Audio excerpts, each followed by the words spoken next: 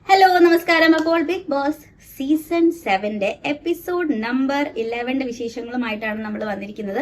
ഈ എപ്പിസോഡിന്റെ പേര് ബിഗ് ബോസ് കൊടുത്തിരിക്കുന്നത് ദ കോൾഡ് വാർ ടാസ്ക് എന്നാണ്.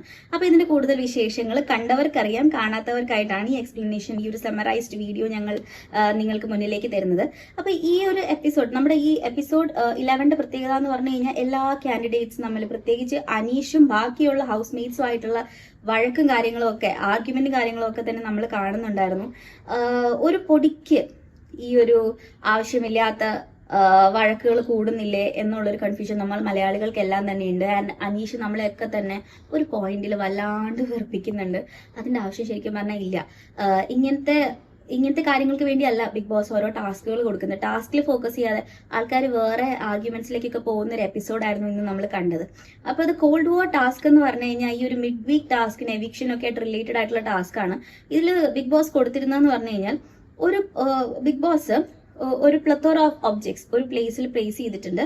അപ്പൊ അവിടെ നിന്ന് ഈ ഒബ്ജക്ട്സ് കളക്ട് ചെയ്ത് ഫ്രിഡ്ജിൽ നിറയ്ക്കണം. ഇതായിരുന്നു കണ്ടസ്റ്റൻസിന് കൊടുത്തിരിക്കുന്നത്, സെലക്ടഡ് കണ്ടസ്റ്റൻസിന് കൊടുത്തിരിക്കുന്ന ടാസ്ക്. അപ്പം ഈ എവിക്ഷനിൽ നോമിനേറ്റഡ് ആയിട്ടുള്ള കണ്ടസ്റ്റൻസിന്. അപ്പോൾ ഇതിനകത്ത് ഇവര് നേരിട്ടല്ല ഈ പറയുന്ന ഒബ്ജക്ട്സ് എടുക്കേണ്ടത്. ഇവര് അപ്പോയിന്റ് ചെയ്ത 2 സഹായികളായിരിക്കണം ഈ പറയുന്ന ഒബ്ജക്ട്സ് എടുത്ത് ഫ്രിഡ്ജിൽ വെക്കേണ്ടത്. സാധാരണ നമുക്കൊക്കെ തന്നെ അറിയാം ഫ്രിഡ്ജിൽ എന്തൊക്കെ വെക്കണം വെക്കണ്ട എന്നുള്ളത്. ചില കണ്ടസ്റ്റൻസിന് സഹായികൾ എല്ലാം തന്നെ കൊണ്ട് ഫ്രിഡ്ജിനകത്തേക്ക് നിറയ്ക്കുകയും അവിടുന്ന് പോയിന്റ്സിൽ ഒരുപാട് കുറവ് വരുന്നതും ഒക്കെ കണ്ടു.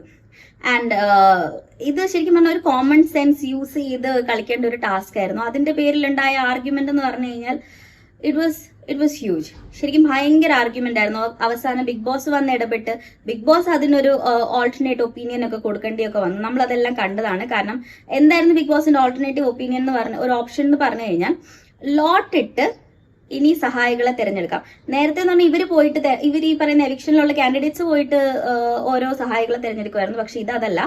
ബിഗ് ബോസ് ഒരു ബൗളിനകത്ത് എല്ലാ ആൾക്കാരുടെയും പേര് എഴുതി, അതായത് എവിക്ഷനിലല്ലാത്ത ആൾക്കാരുടെ പേര് എഴുതിയിടാൻ പറഞ്ഞു. എവിക്ഷനിലുള്ള കണ്ടസ്റ്റൻസിനോട് അതിനകത്തുനിന്ന് 2 പേരുടെ പേരെടുത്ത് ചൂസ് ചെയ്യാൻ പറഞ്ഞു. അങ്ങനെയായിരുന്നു പിന്നീട് ബിഗ് ബോസ് സഹായികളെ തീരുമാനിക്കുന്നത് നമ്മൾ കണ്ടത്. ഇന്നത്തെ എപ്പിസോഡിൽ വളരെ അരോചകമായി തോന്നിയിട്ടുള്ള കുറച്ച് കാര്യങ്ങൾ എന്ന് പറഞ്ഞു കഴിഞ്ഞാൽ, ഒന്ന്, അനുമോളും ഗിസയിലും തമ്മിലുള്ള ആർഗ്യുമെന്റ്. വളരെ നിസ്സാരം. നീ മേക്കപ്പ് ഇട്ടിട്ടുണ്ടോ? നിന്നോട് ആരാ മേക്കപ്പ് ഇടാൻ പറഞ്ഞത്? നിനക്ക് എവിടെ നിന്നാണ് മേക്കപ്പ് കിട്ടിയത്? ഇത് കണ്ടോ, നീ ഉപയോഗിച്ചതാണ് എന്ന് പറഞ്ഞിട്ട് ഒരു ടിഷ്യൂ പേപ്പർ ഒക്കെ എടുത്തിട്ട് അനുമോള് വരുന്നത് നമ്മൾ കണ്ടു. അതുപോലെ തന്നെ ഗിസയിൽ ഇല്ലാത്ത സമയം ഗിസയിലിന്റെ ബെഡൊക്കെ പരിശോധിക്കുന്നതും ഒക്കെ നമ്മൾ കാണുകയുണ്ടായി. ശരിക്കും പറഞ്ഞ ഒരാളില്ലാത്ത സമയത്ത് അയാളുടെ ബെഡോ സാമഗ്രികളോ തൊടുന്നത് അത്ര നല്ലൊരു കാര്യമല്ല. ആസ് എ പേഴ്സൺ പോലും അത് അത്ര നല്ലൊരു കാര്യമല്ല. ആൻഡ് ഇങ്ങനെ നിറച്ച് ക്യാമറ ഉള്ള ബിഗ് ബോസ് ഹൗസിൽ വന്നിട്ട് അത് ചെയ്യുമ്പോൾ it shows the attitude of A person. And വേറെ 1-2 പേരെ കൂട്ടിപ്പോയി ചെയ്യുവാണെങ്കിൽ ഓക്കെ, തന്നെ പോയി ചെയ്യുമ്പോൾ അതിന്റെ പ്രത്യാഘാതങ്ങൾ ശരിക്കും അനുമോൾക്ക് തന്നെ ആയിരിക്കും ഉണ്ടാവാൻ പോകുന്നതെന്ന് എനിക്ക് തോന്നുന്നത്. പിന്നെ ഹൗസിലുള്ള എല്ലാ ആൾക്കാരും ഗിസേലിന്റെയും അനുമോളുടെ ഈ ആർഗ്യുമെന്റിൽ വന്ന് അതിൽ സംസാരിച്ച്, എന്താ പറയാ, ഞാൻ എണ്ണയാണ് യൂസ് ചെയ്യുന്നതെന്ന് ഗിസേൽ പറയുന്നുണ്ട്. ഞാൻ എന്താ പറയാ ബീട്രൂട്ട് ആണ് യൂസ് ചെയ്യുന്നതെന്ന് അനുമോൾ പറയുന്നുണ്ട്.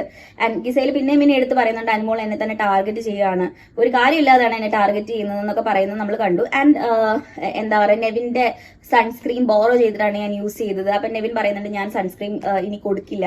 അല്ലെങ്കിൽ ആദില നൂറ പറയുന്നുണ്ട് ഞങ്ങൾ ഇനി അവർക്ക് സൺസ്ക്രീൻ കൊടുക്കില്ല, ഇന്ന കണ്ടസ്റ്റന്റ് സൺസ്ക്രീൻ കൊടുക്കില്ല എന്നൊക്കെ. ഇതൊക്കെ ചെറിയ വൈറ്റലായിട്ടുള്ള ട്രിവിയൽ ആയിട്ടുള്ള കാര്യങ്ങളാണ് കൂടുതലും എടുത്തു പൊക്കി കാണിക്കുന്നത്. അപ്പൊ അതിന്റെ ആവശ്യം ശരിക്കും പറഞ്ഞില്ല. ബിഗ് ബോസിൽ എല്ലാ ആൾക്കാരും ഒരു സ്ട്രാറ്റജി ഉപയോഗിച്ച് ഗെയിം പ്ലാനിങ്ങോടെ പോയിട്ടേ കാര്യമുള്ളത്. ബിഗ് ബോസും മോഹൻലാൽ സാറും പലതവണ കണ്ടസ്റ്റൻസിന് പറഞ്ഞു കൊടുക്കുന്നത് നമ്മൾ കണ്ടു. എന്നിട്ടും ചില കണ്ടസ്റ്റൻസിന് മനസ്സിലാവുന്നില്ല. അനീഷിന്റെ കാര്യത്തിലേക്ക് വരികയാണെന്നുണ്ടെങ്കിൽ ഭൂരിഭാഗം ആൾക്കാരെയും അനീഷ് ആ ഹൗസിൽ നന്നായി വെറുപ്പിച്ചിട്ടുണ്ട്. ഒരു കാര്യമില്ലാതെ വെറുപ്പിച്ചിട്ടുണ്ട്. അത് എന്തിനാണെന്നറിയില്ല. അദ്ദേഹത്തിന്റെ ഒരു ശൈലിയാണോ, അദ്ദേഹത്തിന്റെ സംസാര ശൈലിയുടെ പ്രശ്നമാണോ ഒന്നും അറിയില്ല. വളരെ അഗ്രസീവായിട്ട്, അജിറ്റേറ്റഡ് ആയിട്ടാണ് അനീഷ് ബിഗ് ബോസിലുള്ള ഓരോ കണ്ടസ്റ്റൻസിന്റെ അടുത്ത് സംസാരിക്കുന്നത്. ചെറിയ വിഷയം പോലും ഊതിപ്പെരിപ്പിച്ച് വലുതാക്കുക. ഉച്ചയ്ക്ക് വെച്ച് ചോറ് വൈകുന്നേരം യൂസ് ചെയ്യണ്ടെന്ന് പറയാം, അത് കളഞ്ഞേക്കെന്ന് പറയാ. അതൊക്കെ ശരിക്കും അനീഷ് ആസ് എ ക്യാപ്റ്റൻ തന്നെ അനീഷിന്റെ പോരായ്മയായിട്ടാണ് എനിക്ക് തോന്നുന്നത്. അപ്പൊ അദ്ദേഹം അത് മാറ്റിയില്ല എന്നുണ്ടെങ്കിൽ ബിഗ് ബോസ് ഹൗസിൽ തന്നെയല്ല, പുറത്ത് സാധാരണ സമൂഹത്തിനിടയിൽ തന്നെ അദ്ദേഹത്തിന് അത് മോശമായി വരികയും വോട്ടിലൊക്കെ അദ്ദേഹത്തിന് കുറവ് വരാനുള്ള സാധ്യത ഞാൻ കാണുന്നുണ്ട്. കാരണം ഒട്ടുമിക്ക മലയാളികൾക്കും ഇഷ്ടമില്ലാത്തൊരു കാര്യം തന്നെയാണ് ഈ ഫുഡ് വേസ്റ്റ് ചെയ്യാന്നുള്ളത്. And we don't support such kind of things. അപ്പം സ്ട്രാറ്റജിക്കലി ശ്രദ്ധിച്ച് കളിച്ചില്ലാന്നുണ്ടെങ്കിൽ അനീഷിന് വരുന്ന ദിവസങ്ങളിൽ വോട്ട്സ് കുറയാനുള്ള സാധ്യത നന്നായി ഞങ്ങൾ കാണുന്നുണ്ട്. ആൻഡ് ഇനി വരികയാണെന്നുണ്ടെങ്കിൽ അപ്പാനി ശരത്തും അനീഷും തമ്മിലുള്ള വലിയ വഴക്ക് നമ്മൾ കണ്ടു. അതുപോലെ തന്നെ എനിക്കൊന്നു എന്താ പറയാ, ബാക്കിയുള്ള കണ്ടസ്റ്റൻസ് എല്ലാവരും അനീഷിനെ ഒറ്റപ്പെടുത്തുന്നത് നമ്മൾ കണ്ടു. അത് ഒരു പോയിന്റിൽ എനിക്ക് തോന്നുന്നു അത് അദ്ദേഹത്തിന്റെ സംസാര ശൈലിയും അദ്ദേഹത്തിന്റെ ബിഹേവിയറും കൊണ്ട് മാത്രമാണ്. ഇറ്റ്സ് ജസ്റ്റ് ഹിസ് ബിഹേവിയർ, അല്ലാതെ വേറൊന്നും അല്ല. ബിഗ് ബോസ് ഹൗസിൽ വേറൊന്നും അല്ല അദ്ദേഹത്തിനെ ഒരു ടാർഗറ്റ് ആക്കി മാറ്റുന്നത്. അപ്പോൾ ഇനി വരുന്ന ദിവസങ്ങളിൽ നമുക്ക് കാണാം എന്തായിരിക്കും നമ്മുടെ കണ്ടസ്റ്റൻസിന്റെ സ്ട്രാറ്റജി എന്നൊക്കെ. ഇത് മനസ്സിലാക്കാനായിട്ട് ഇനി ഇത് കാണാൻ അത് സമയം കിട്ടുന്നില്ല എന്നുള്ളവർക്ക് definitely come back to the creative bench. ഇവിടെ ഞങ്ങൾ എല്ലാ ദിവസവും will be posting videos for you. So stay tuned and will be back with another video of Bigg Boss season 7.